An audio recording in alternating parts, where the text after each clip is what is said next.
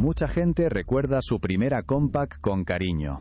Un monitor enorme, una torre pesada, un lector de CD y esa sensación de tener el futuro encima del escritorio. Sus máquinas tenían fama de durar años, y la marca llegó a estar en millones de casas.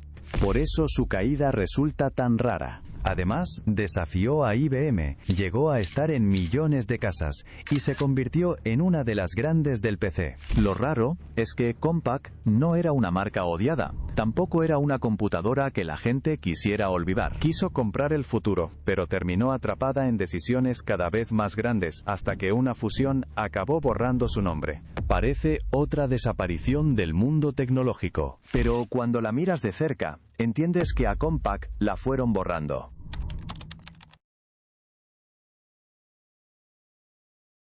Antes de hablar de las fusiones que llevaron a Compaq a desaparecer y las guerras contra IBM, hay que volver a un momento mucho más simple. Hubo una época en la que tener una computadora en casa no era normal. Tampoco algo que estuviera en todos los escritorios, ni en todos los colegios, ni mucho menos en todos los bolsillos. Pero cuando lo conseguías, te daba la sensación de tener el futuro en casa. Aunque era un objeto grande, caro para la época, y llegaba con muchos cables, tenía una magia especial. Hacía que toda la familia se acercara cuando alguien lo encendía por primera vez. Para mucha gente, esa computadora decía Compaq en el frente. La imagen era fácil de recordar. Una torre beige, un monitor enorme, un teclado duro, el lector de CD, el sonido de Windows arrancando y, en muchos modelos, unas bocinas JBL que sonaban mejor de lo que nadie esperaba en una computadora familiar.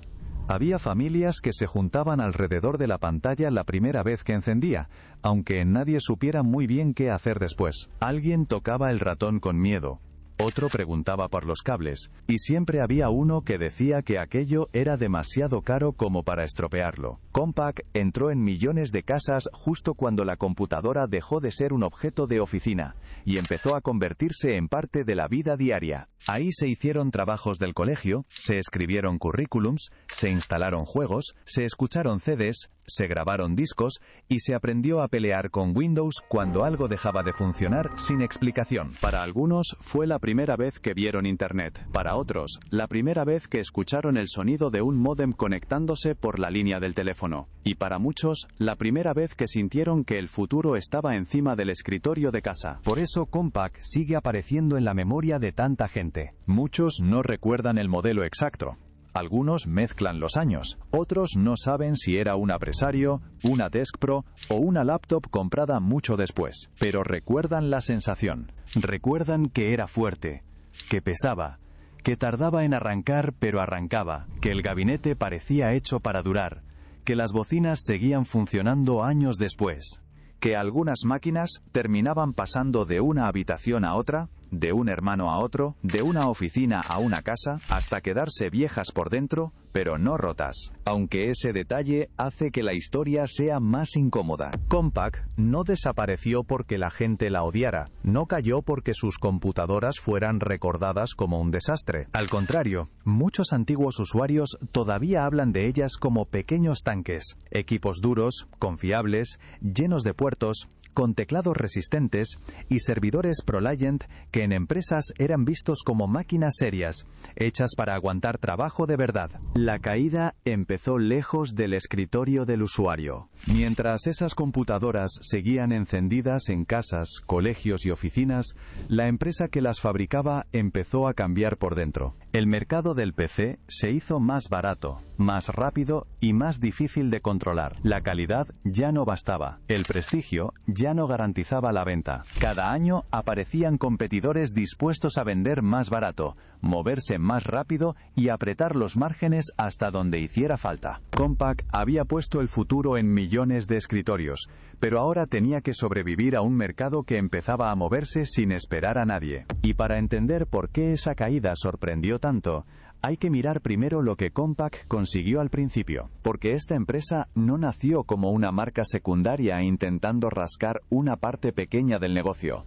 Nació atacando el territorio de IBM, la compañía que dominaba el mundo del PC en los años 80. A IBM no era una marca más, Era el nombre que daba confianza en oficinas, bancos y grandes empresas. Si una compañía quería comprar computadoras serias, miraba a IBM. Si un fabricante pequeño quería competir, tenía que aceptar una realidad bastante dura. El mercado ya tenía dueño. Compaq entró justo ahí. Su idea no era vender una máquina bonita para llamar la atención. Era fabricar una computadora compatible con IBM, capaz de ejecutar sus programas, pero sin copiar ilegalmente lo que IBM protegía. Muchos creen que Compaq simplemente desapareció. Pero cuando ves quién la compró, qué hicieron con su nombre y cómo la fueron bajando de lugar, la historia deja de parecer una caída y empieza a parecer un borrado.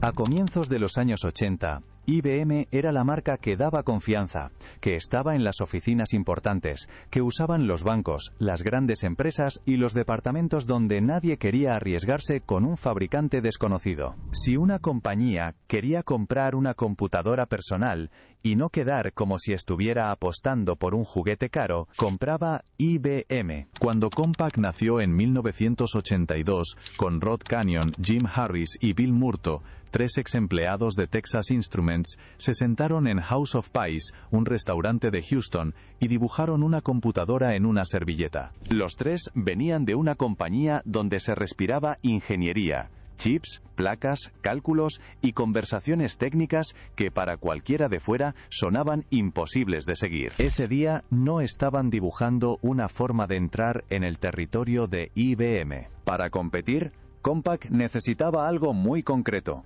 que su máquina pudiera ejecutar los mismos programas que una IBM PC. No bastaba con parecerse por fuera. Tenía que funcionar por dentro como una IBM, porque las empresas ya estaban comprando software pensado para ese estándar, y nadie quería gastar dinero en una computadora que luego no sirviera para trabajar. Muchas piezas se podían comprar legalmente. El procesador era de Intel, el sistema operativo venía de Microsoft. Otros componentes estaban disponibles en el mercado. La parte delicada era el BIOS, una pieza pequeña, casi invisible para el comprador, pero clave para que el software se comunicara con la máquina. Copiar el BIOS era ilegal. Si Compaq lo copiaba, IBM podía demandarlos y cerrar la empresa antes de que la primera computadora llegara a una oficina. Así que tomaron el camino más difícil: crearlo desde cero, sin copiar el código original. Usaron ingeniería inversa de cuarto limpio. Un equipo analizaba qué hacía el sistema de IBM y escribía especificaciones funcionales. Otro equipo, separado del código original, creaba una versión nueva que hacía lo mismo, pero sin copiarlo. Para el usuario tenía que funcionar igual. Para un juez tenía que ser diferente. Esa era la línea que Compaq no podía cruzar. El proceso tardó meses y costó una fortuna para una empresa recién nacida. Pero cuando terminaron, tenían algo muy valioso: una computadora compatible con IBM, legalmente defendible y lista para venderse como una alternativa seria. En 1983, lanzaron la Compaq Portable. Vista hoy, no parece portátil. Pesaba casi 13 kilos. Tenía una pantalla pequeña en blanco y negro y una carcasa enorme, más parecida a una maleta de herramientas que a una laptop moderna.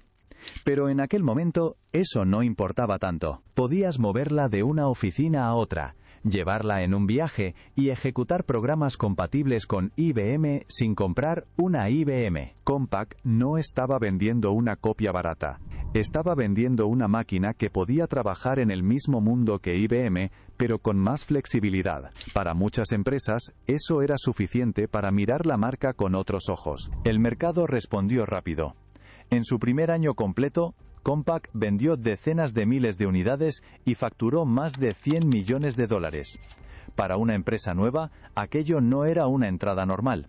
Era una señal de que el dominio de IBM ya tenía una grieta. Compaq también entendió algo que le dio mucha fuerza al principio: Necesitaba a los distribuidores de su lado. No intentó competir contra ellos, vendiendo directamente al cliente final. Les dio margen, respaldo y una razón para recomendar sus máquinas. Si un cliente entraba buscando una PC compatible con IBM, muchos vendedores tenían motivos para empujar Compaq. Eso convirtió a la marca en una aliada de las tiendas. Los distribuidores ganaban dinero, la marca ganaba presencia, y los clientes empezaban a verla como una opción seria. En pocos años, Compaq dejó de ser una empresa joven de Houston y se convirtió en una amenaza real. IBM intentó recuperar el control en 1987 con la PS2, una línea que buscaba mover el mercado hacia una arquitectura más cerrada.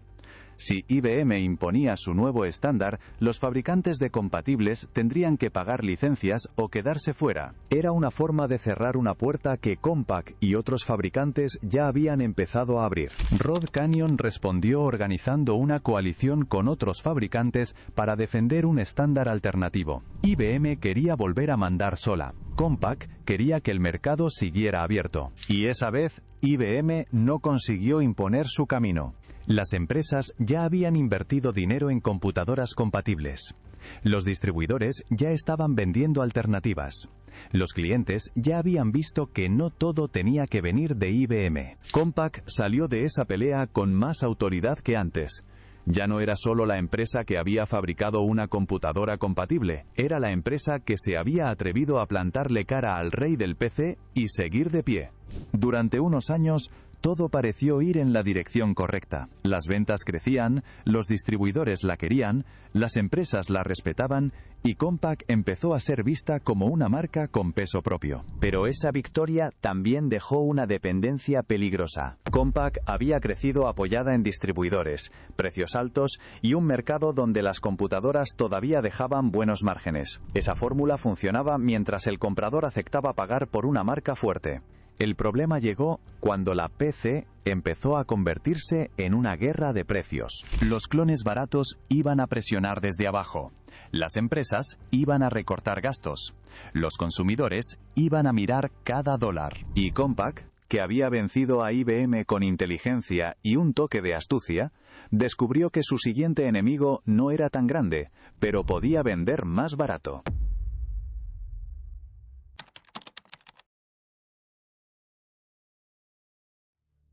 En 1991 reportó pérdidas por primera vez. Rod Canyon quería responder con una línea de computadoras más barata, diseñada internamente y con tiempo suficiente para hacer las cosas bien. Calculaba unos 18 meses de desarrollo. Era una respuesta lógica para el tipo de empresa que él había construido, cuidadosa, técnica, con decisiones pensadas. Ben Rosen, presidente de la Junta y uno de los primeros inversores de Compaq, no quería esperar tanto. Veía el mercado moviéndose demasiado rápido y pensaba que la empresa necesitaba reaccionar ya. Mandó a un equipo de ingenieros a comprobar si podían fabricar una PC barata en menos tiempo. La respuesta fue clara: sí se podía. No en 18 meses, en 9. Ese dato cambió el ambiente dentro de la compañía. La Junta empezó a ver a Canyon como el hombre que construyó Compaq, pero quizá era incapaz de defenderla en una guerra de precios. Después de una reunión tensa, Rod Canyon quedó fuera. El fundador, que había llevado a Compaq a crecer a una velocidad histórica, perdió el control de su propia empresa. Poco después, Jim Harris también se marchó. La salida de Canyon cambió la personalidad de Compaq.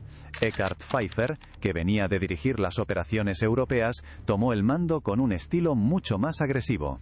Donde Canyon prefería moverse con cuidado, Pfeiffer quería velocidad. Donde antes había más consenso, ahora había presión por bajar precios, lanzar productos y ganar volumen. Al principio, los números le dieron la razón. Compaq empezó a moverse con más fuerza hacia el mercado doméstico. Ya no quería ser solo una marca respetada en oficinas, quería entrar en las casas. Y ahí apareció una de las líneas más recordadas de toda su historia, la Compaq Presario.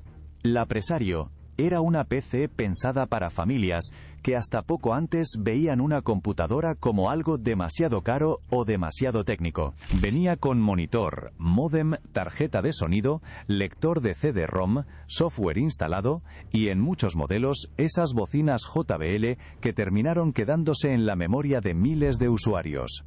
Era el paquete completo. No comprabas solo una torre. Comprabas una computadora lista para usar, una máquina para hacer tareas, jugar, escuchar música, conectarte a Internet y sentir que tu casa entraba en una etapa nueva. Para mucha gente, esa fue la primera PC que de verdad sintió cercana. Compaq entendió el momento y lo aprovechó. L'Apresario bajó la barrera de entrada. Hizo que una marca fuerte, que antes podía parecer más de oficina o empresa, se sintiera familiar.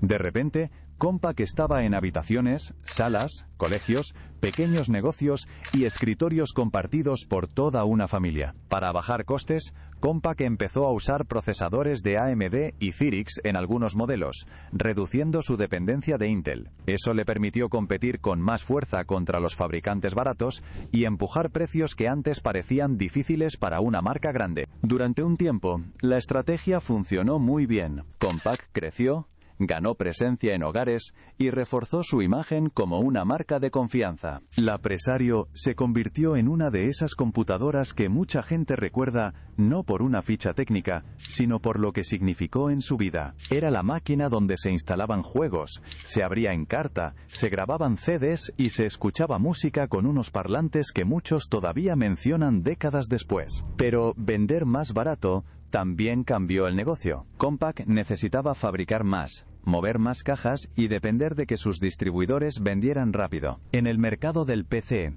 una computadora que se queda demasiado tiempo en una bodega pierde valor casi cada semana. Sale un procesador nuevo, baja un precio, aparece otra configuración.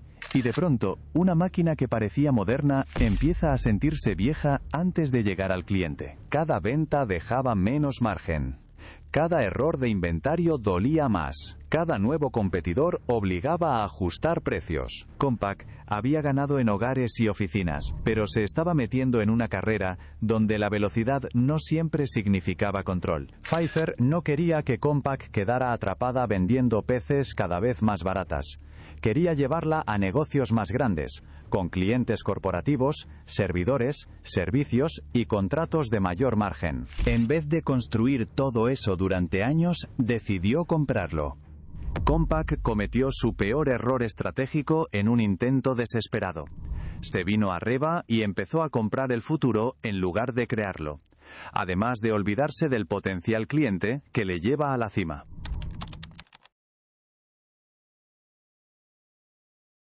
Eckhard Pfeiffer no quería que Compaq quedara atrapada vendiendo PCs cada vez más baratas. L'Apresario había llevado la marca a millones de hogares, pero ese negocio se estaba estrechando. Más volumen, menos margen y cada vez más presión para vender rápido. Pfeiffer miró hacia otro mercado: servidores, servicios empresariales y grandes clientes corporativos. Bancos, aerolíneas, hospitales y gobiernos no compraban computadoras como una familia compraba una PC para casa. Compraban sistemas críticos, contratos grandes y tecnología que no podía fallar. En vez de construir ese camino durante años, Compaq decidió comprarlo. En 1997 compró Tandem Computers por unos $3.000 millones. Tandem era fuerte en servidores tolerantes a fallos, máquinas diseñadas para seguir funcionando aunque una parte del sistema fallara. Para Compaq, era una entrada rápida en un negocio más serio, con clientes que necesitaban sistemas encendidos día y noche. Pero Pfeiffer no se detuvo ahí. En 1998, Compaq compró Digital Equipment Corporation, conocida como DEC, por unos $9.600 millones. DEC había sido una leyenda de la computación. Tenía ingenieros brillantes, clientes corporativos, tecnología avanzada, una gran división de servicios y productos respetados en universidades, laboratorios y grandes empresas. Sobre el papel, DEC le daba a Compaq prestigio empresarial, servicios y una entrada más fuerte en el mundo corporativo. En la práctica, también le metía dentro una empresa enorme, con otra cultura y otra forma de trabajar. DE venía de la ingeniería profunda, de sistemas complejos y ciclos largos. Compaq venía del volumen, la distribución, los precios y los lanzamientos rápidos. Juntar esas dos culturas fue mucho más difícil que firmar la compra. Ahí empezó el peso. Compaq se hizo más grande, pero también más difícil de manejar. Tenía más divisiones, más productos, más empleados, más tecnologías que decidir si mantener o abandonar, y más clientes esperando respuestas distintas. Altavista, uno de los primeros grandes buscadores de Internet, no se convirtió en el negocio que pudo haber sido. La tecnología Alpha perdió fuerza dentro de una Compaq cada vez más apoyada en arquitecturas estándar, y parte del talento de DEC empezó a irse. Compaq había comprado tecnología, clientes y prestigio, pero también había comprado complejidad. Mientras intentaba ordenar todo eso, Dell estaba ganando con una idea mucho más simple: vender computadoras directamente al cliente, fabricarlas bajo pedido y evitar montañas de equipos esperando en almacenes. La diferencia era enorme. En 1998, Dell tenía alrededor de 6 días de inventario. Compaq estaba cerca de 28. En un mercado donde los componentes bajaban de precio y se quedaban viejos muy rápido, esa diferencia era una ventaja brutal. Dell fabricaba más cerca de la demanda real. Compaq seguía cargando con previsiones, canales y producto circulando por todo el sistema. Dell no necesitaba una historia más grande, ni una marca más querida. Le bastaba con una operación más ligera. Mientras Compaq integraba Tandem y DEC, Dell ajustaba pedidos. Mientras Compaq buscaba tamaño, Dell ganaba velocidad. Mientras Compaq intentaba convertirse en una empresa de servicios, Dell seguía quitando peso de su modelo. A finales de los 90, Compaq seguía siendo enorme, pero ya no era fácil explicar hacia dónde iba. En el hogar tenía al apresario. En empresas quería competir con IBM y HP. En servidores quería aprovechar Tandem. En servicios quería aprovechar DEC. En PCs tenía que defenderse de Dell. Estaba peleando demasiadas guerras al mismo tiempo. Luego llegó la burbuja.com. Muchas empresas de Internet que habían comprado equipos durante los años de euforia empezaron a caer, y parte de ese hardware terminó en liquidaciones, subastas y mercados de segunda mano. Compaq no solo competía contra Dell y otras fabricantes, también se encontraba con sus propias máquinas devaluadas circulando por el mercado. La marca seguía teniendo valor, pero la empresa ya no controlaba el ritmo. Las compras no habían resuelto la presión del PC. Dell seguía avanzando. La integración de DEC pesaba, y Compaq, aunque todavía facturaba miles de millones, ya no tenía la posición para elegir su futuro con calma. Entonces apareció HP con una propuesta enorme: unir las dos compañías para crear un gigante capaz de competir contra IBM y Dell. Para Compaq, aquella oferta parecía una salida, pero el precio iba a ser su nombre. HP la compró y el nombre se apagó. En 2001, Compaq seguía siendo enorme, pero buscaba una salida. La oferta llegó desde Hewlett Packard. Carly Fiorina quería unir las dos compañías para crear un gigante capaz de competir contra IBM y Dell. HP aportaba impresoras, servicios y fuerza empresarial. Compaq aportaba PCs, servidores y una marca conocida en todo el mundo. La operación se anunció por unos $25.000 millones. Pero dentro de HP no todos la querían. Walter Hewlett, hijo de uno de los fundadores, pidió a los accionistas que votaran en contra. La votación fue muy ajustada, pero en 2002 HP absorbió Compaq. Después llegaron los recortes. Más de 15.000 empleos desaparecieron el primer año. El logo Compaq siguió apareciendo durante un tiempo, pero ya no era una marca con camino propio. Primero quedó dentro de HP, luego pasó a ser una línea más. Después, una opción cada vez más barata. En 2005, Fiorina fue despedida. En 2013, HP apagó la marca Compaq a nivel mundial. La empresa, que muchos recordaban como su primera PC, terminó perdiendo identidad dentro de otra compañía. Algunos todavía conservan sus bocinas JBL o un apresario vieja en una habitación. Compaq desapareció del mercado. El recuerdo quedó en los usuarios.